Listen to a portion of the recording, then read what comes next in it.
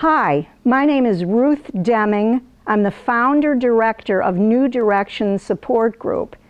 And here's why I started the group.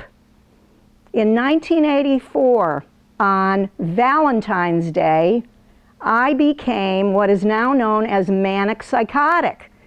I was walking close to my home, and suddenly, this is just one of the many experiences that I had, suddenly I began to hear Beethoven's Ninth Symphony as played by the whooshing of the cars on the road, the leaves skittering across the street, and it was just such an amazing feeling. I felt so close to the heavens at the time.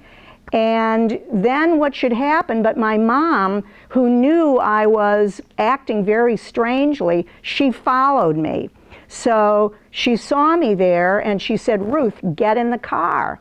I said, "Mom, I'm not getting in the car." I thought my mom was out to get me. I was experiencing feelings of paranoia. So my mom came out of the car. At the time, she was 63 years old. I was 38. I had two young children, Sarah and Dan. She got out of the car. What did I do? I pushed her down on the ground. Fortunately, she wasn't hurt. She hailed a passing car and said, "Call the police." So I was in the back of a police car, and I knew it's useless to resist once the cops come. So I was 302'd or forcibly taken to the hospital for the 3 worst days of my life in then Building 16 of Norristown State Hospital. After that, my whole life changed. I was on medication, which I took faithfully. I was on lithium, and when I would get psychotic, which I did become psychotic frequently, remember, psychotic means out of reality, and I just would call my psychiatrist, and he would say, "Ruth, take your," whether it was Risperdal or I ended up on Navane, thiothiazide. I took it faithfully for many, many years. I did really well while I was on the medication. I won a writing award, which was great, $5,000, Leeway Foundation for Women Artists.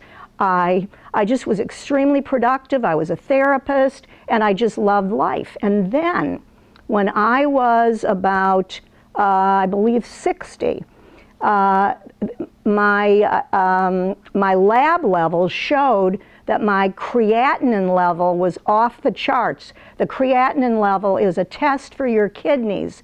So I had to go off my lithium, which was keeping me stable.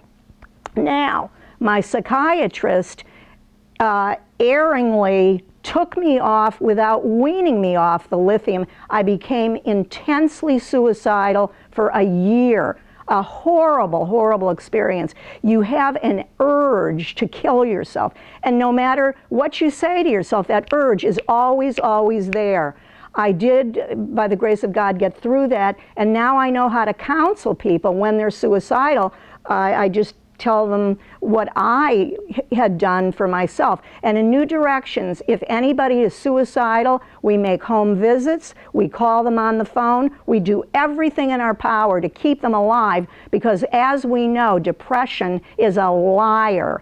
And we want to get our homeostatic state back and be normal, which that's what bipolar is. It's mood swings. We go up, we go down, and then we're fine.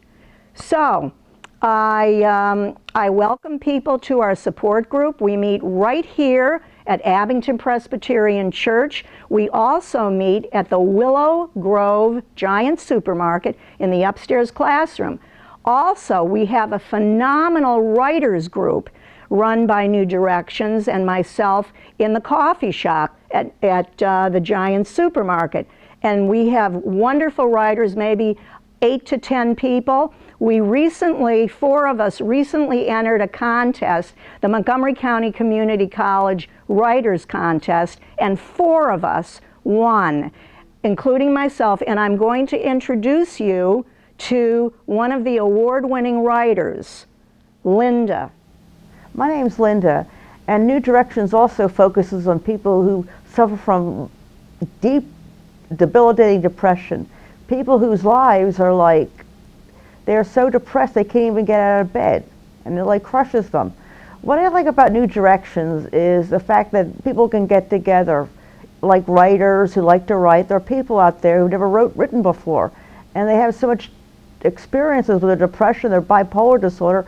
It has to come out in writing or in other verbal things, like other forms of art. We have like photographers, bloggers, couple artists, jewelry makers too. I came to New Directions because of depression I've suffered all through my life. It's been in my family, and I love coming here for the writers group, and Ruth is a very, very challenging leader. I'm going to read you one of my poems I wrote. It's not exactly an award winner, but I could have thought that the story I won third place in the writing competition at Montgomery County Community College. Lobsters, they sit in the cramped corners of the water tank, face each other, armor claws bound with thick rubber bands. These shelled warriors take on boxer stances, wait their chance to attack each other in impromptu bouts. They step over one another, pick fights for dominance of their watery ring. Some desperate crustaceans decide to make their escape, reach out for the tank's top, but fall over backwards onto each other. Those lucky ones usually win when the seafood man in his white coat pulls them out, makes them the champions of someone's dinner. Hi, I'm Judy Kroll, and I have bipolar disorder. This may sound like a commercial, but I wanted to tell you that I was diagnosed with this disorder when I was 19 years old in 1985. At the time, it was called manic depression, and nobody knew what it was. Usually, the onset of it occurs when you're a teenager, as it did with me. I was 19 years old, and I just had a summer where I cycled out of control. I became psychotic. I had delusions of grandeur, and I was 302'd, which means detained against my will into a hospital where I resided for 6 weeks. I was also put on 4-point restraints because I was screaming at the top of my lungs. So I guess what I want to tell you about the disorder is that you can manage this. It is not a death sentence by any stretch of the imagination. The problems that I had over the past 20-something years, one of the biggest problems was the stigma that's attached to having this disorder. For some reason, it was my deepest shame, and I never talked about it. So as the years passed, it became more and more of a common phenomena. And what I want to tell people who may have just received the diagnosis is that it is a chemical imbalance in the brain. And we do not ask to have it. It would be as if you were a diabetic. And a diabetic has to take insulin in order to, maintain regularity and health. Well, people with bipolar, I don't like to define myself as a bipolar because there are many, many aspects to my personality. I was taught at this group, which I'll tell you about, New Directions, that I am not bipolar. I have bipolar disorder. And what I've chosen to do with it has been take medication. Now, there have been times when I have been off of the medication and I was okay, actually 13 years or so, but I lived by myself in an apartment, and I could journal, and I could listen to music, and I could bike ride whenever I felt like it. Lo and behold, flash forward, I married 15 years ago, and I had a child, and I once again sought out medication because I legitimately had a mood disorder. So in addition to finding the right medication, and I used Dr. Donald Levin, who helped me immensely, and everybody's chemistry is different, and they're coming out with new forms of pharmacology all of the time. So what I find, my cocktail is Lamictal, which is fairly new, first defense against bipolar, and I'm also on Zoloft, which is an antidepressant. So, you know, I do take these drugs regularly, and I go for checkups, but there's other tips and tools that I use in order to stay, I don't know, I don't want to use the word sane, but, you know, to stay high functioning and so forth. So as I mentioned, I'm married and I'm a mom, which is something a lot of people with bipolar are afraid to endeavor, because A, you could possibly pass this gene on to your children, and B, you're afraid that, you know, you're not going to be capable of taking care of somebody else. So the way I've tried to handle it is you have to go to bed the same time every night and wake up the same time every morning. Sleep is of integral importance. You must have something purposeful and meaningful to do every day. You have to have people that you can talk to. This group, New Directions, is a place that provides people with this disorder a space to gather to see that, one, they are not alone, and two, they have nothing to be ashamed of, and three, there are resources and help out there for you. You know, and again, once you learn how to manage it, and it's a lifelong endeavor, you'll probably find that some of us have like very creative ways of expressing ourselves. Personally, I write, and New Directions has a magazine that Ruth Deming always asked me to write an article for, so she encourages that part of my creativity. Briefly, I want to say that I do also suffer, as many bipolars, from seasonal affective disorder, which means when the light becomes less and we put the clocks, let's bring ahead, fall back, and we put the clocks back and it gets dark early, I tend to go into the doldrums. So again, 7 years ago, I made a decision to take up skiing, so I'm outdoors and the sun is shining. Now, I'm not very good. However, I get out and it has helped me, as well as sitting under a light. I kind of want to end with a topic that I do feel needs to be addressed. A lot of people suffering from depression or bipolar or some type of mental disorder, sometimes they what you call self-medicate. And unfortunately, I fell into that trap 5 or 6 years ago, became addicted to a substance.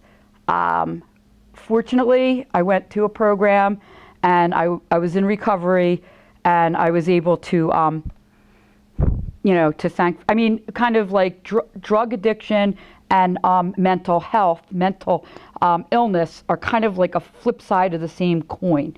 And all people really want to do is to learn how to feel better.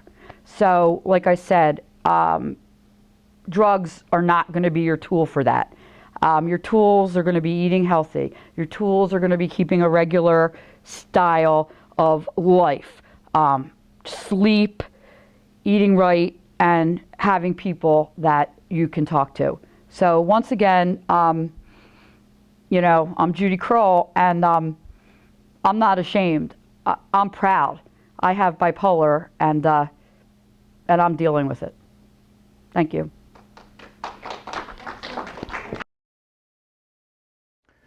My name is Ron, and I never had a depression until I was 40 years of age. I think it was triggered by the death of a daughter that happened shortly before my first depression.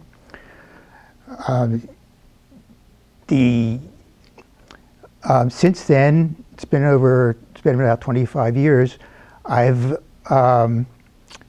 had depressions on and off. I also am bipolar, and I have a condition which is called hypomania, which is a mild kind of mania. The symptoms are much more mild than having a manic condition.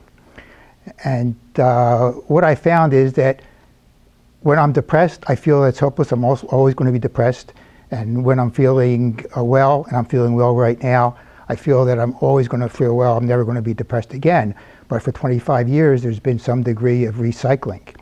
And when I found that in coming to New Directions, I usually only come when I'm feeling depressed. I don't come when I'm feeling well, and it's been very supportive and very helpful for me in gaining my sense of well-being again. When I was first depressed, I have 2 daughters, and it was very important to me that they understand something about my mental condition. And New Directions has a opportunity for family members to discuss the situation and learn about the situation. So I brought both of them here. They were teenagers, and I brought them here a few times. They were willing to come, which I was glad they were willing to come. One time, my oldest daughter, Zoe, I brought her, but I had the date wrong. And when I got here, I realized that it was not the correct evening for the meeting. So she said, well, I said, I'm sorry, Zoe. She said, that's okay, Dad, but this counts as the time that I came. So, what I found is that I was divorced, and I think I was divorced because of my bipolar condition. I didn't even know that I was bipolar at the time I was going through that experience. And when I got to New Directions, several years after I was divorced, hearing the experiences of other people, I learned a lot about the dynamics of my marital relationship, that if I had known that information earlier, I very well might not have been ever divorced. So it's a great learning experience to hear what other people have to say, because there's usually some similarity in the experience. So I found that Ruth Deming, who leads the group, is not only helpful as a leader, but she is always available for individual crises or situations, and I've talked to her on the telephone many times aside from coming to the group. And what I do to, when I do feel, I also want to say I'm an attorney, and New Directions has helped me to help me maintain my continuing practice. And I do make some adjustments because of the bipolar condition, but I have been able to continue my law practice. And what I do when I am depressed very frequently is, I found one of the best things for me is exercise. And I do a lot of exercise, and that's very helpful. Another thing that I do is refer to 2 books that I've reviewed several times now, but one is The Art of Happiness by the Dalai Lama, and the other is Feeling Good by David Burns. And I frequently refer back to these books when I feel like I'm getting depressed. And I never thought of myself as a creative person, but sometime after I first became depressed and bipolar, I found myself getting very interested in photography. And it's become a hobby now, and I enjoy it. And I've won a couple awards, and I brought one photograph to show you. This photograph won a first place award in a photograph contest by a photography shop. It's a photograph of a young girl with her shoes. This was taken at the 30th Street station, and I don't know her. I just had my camera on the platform, and I saw her, and I took this photograph. And this is the photograph that won first place from the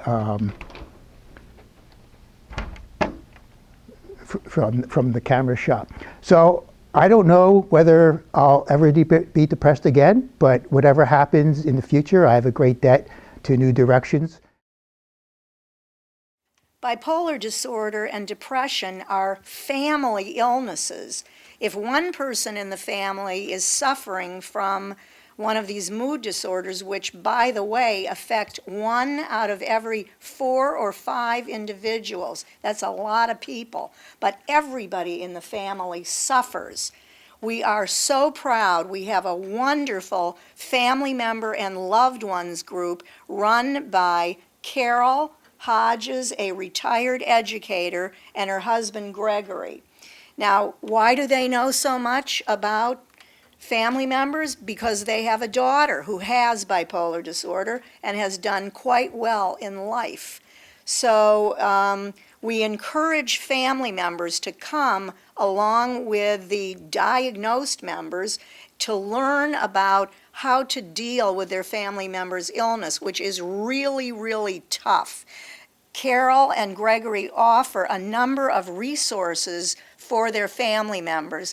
And whenever we are in our small group discussions right here at Abington Presbyterian, Ada Fleischer leads the depression group, I lead the bipolar group. We do have other bipolar leaders and depression leaders. And whenever we hear laughter emanating from the library, the closed doors of the library, we're so grateful that they're having a good laugh about something. So, Carol, how do you feel about running this group, the family members group? I really enjoy running the group. I get an immense satisfaction from doing that. I'm hoping that what I do helps others, but I know that I'm getting as much from the group as everyone else. When you have a loved one who has some type of mood disorder and they are in pain, as a parent or a friend or a spouse, you are also in some type of pain too. So what New Directions has done through the direction of Ruth Deming, what they've done is really have a place for the loved ones to come and talk about things in a way that you can never talk to the average person. Mm-hmm. I think one of the advantages of being in a group is that everybody has some experience in working or has a loved one who has some type of disorder, and they understand a lot of the feelings that the average person doesn't always tend to understand. So we're there for each other. We have a nice group that comes each week or every 2 weeks, and we share what's going on. We are there to support one another, and I think that we realize that we're in a caring environment. So I am, really happy to be in that role. We're very pleased to have Jane here. She's the mom of Linda, the great poet. So tell us, Jane, Well, what your it's surprising to the knowledge of she has with this poetry, and she's increased it very much. Sometimes we have a little bit of junk all over the house, as I call it, or her brothers call it, but they don't understand what she goes through because they have never taken the time to listen to her because they have their own lives and they just go on with it, and they don't give her a time to show, well, this is what I know. They, even to her poetry and all, it's not that's not poetry or writings to them, because that's not the way they were taught in school. But she's got her own method, and it's very good. I'm very proud of her. And you're a great support to her also. I hope so. Yes. Mm-hmm. So. Yeah. In fact, the two of you have among the best mother-daughter relationship that I've ever seen. Well, I wouldn't be able to live in my house like I do if it wasn't for Linda living with me. And I appreciate that, and I hope I can be here long enough for her to enjoy it. Do you find that sometimes family members feel responsible or that they have something to do, that they're at fault in their spouse or their child's depression or bipolar disorder?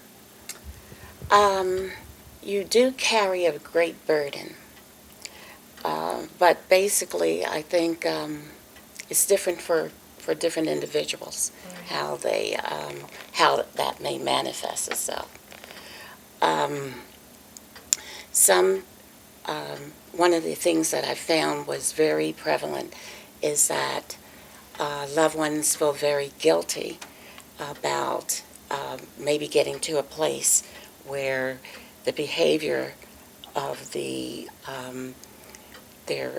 loved one who is diagnosed is such that they may have to be considering thinking about calling the ambulance or taking them for a possible hospitalization. Right.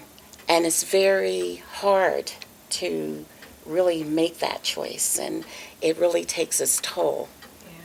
So and then in other cases, if you know that you have some type of mood disorder in your family, then you may feel guilty that, if you hadn't conceived, then they wouldn't, you wouldn't have brought in a person who you gave some type of an illness. Right.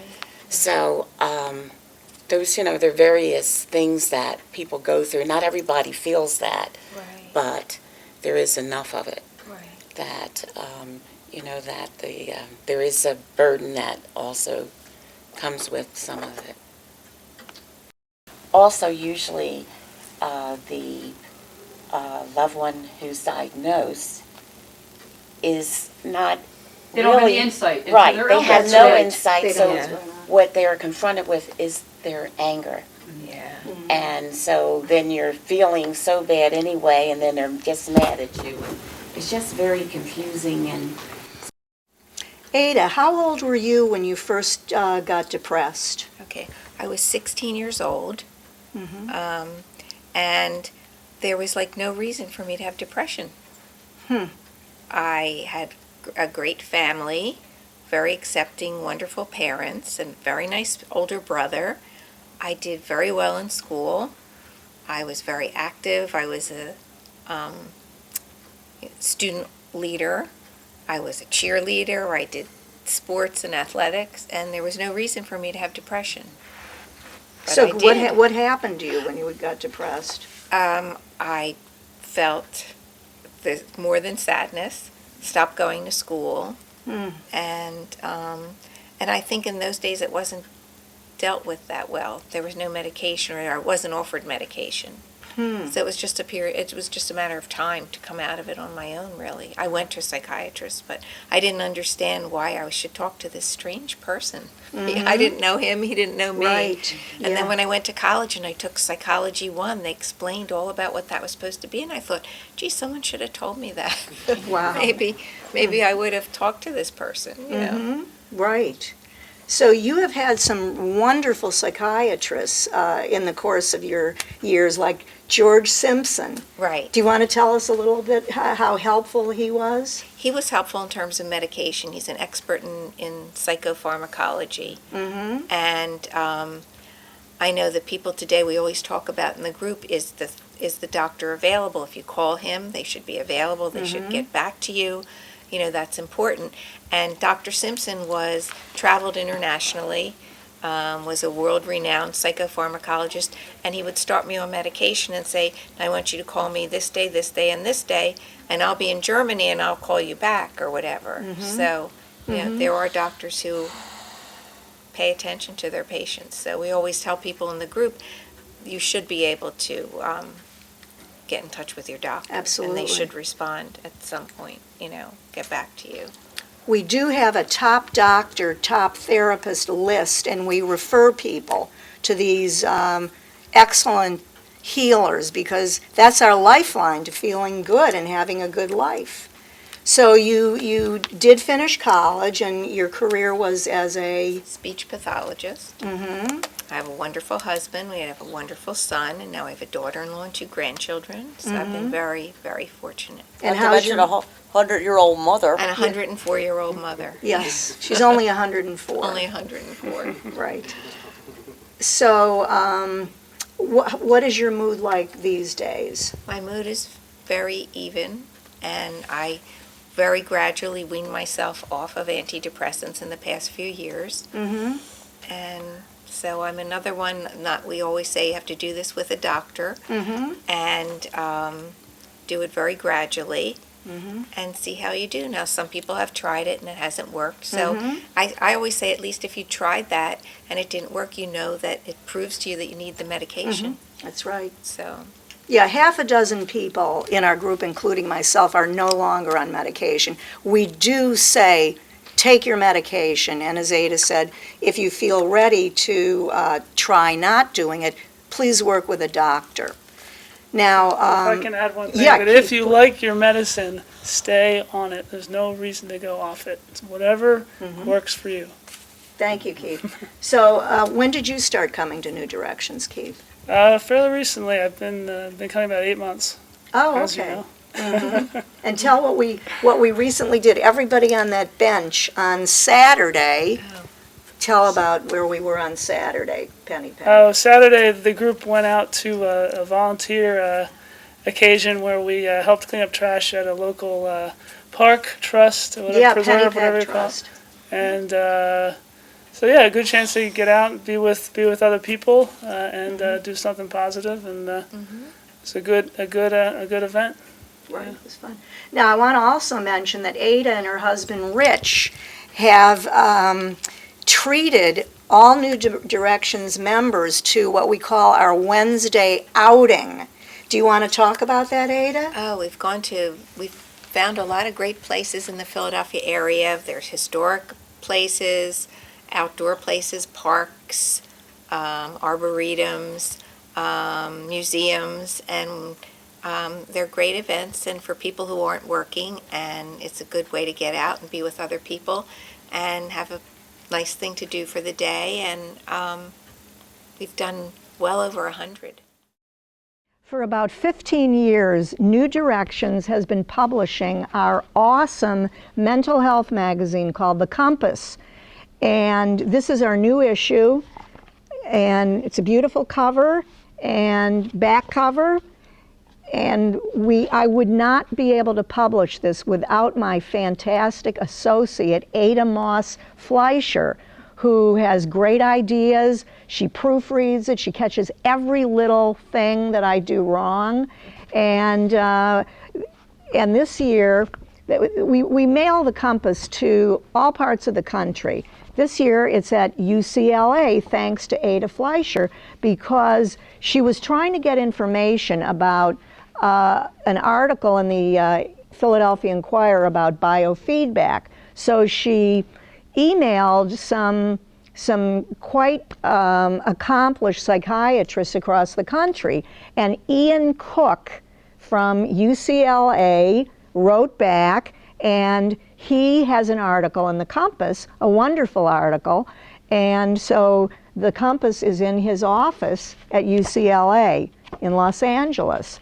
And his article in the Compass is about, he is a researcher for, he basically has his own research lab, and they're trying new treatments for depression. Now see, this is why there's always help, because there are these brilliant scientists working on our behalf, like Dr. Cook, and so when you read this article, you'll be able to read about it. It's also listed on our website. We have a fabulous website, New Directions with an S, support.org, and you can read the Compass right off the website. We keep the website fresh with new ideas. Anytime somebody has read a good article or seen a great video, it goes right on our home page. So check out our website.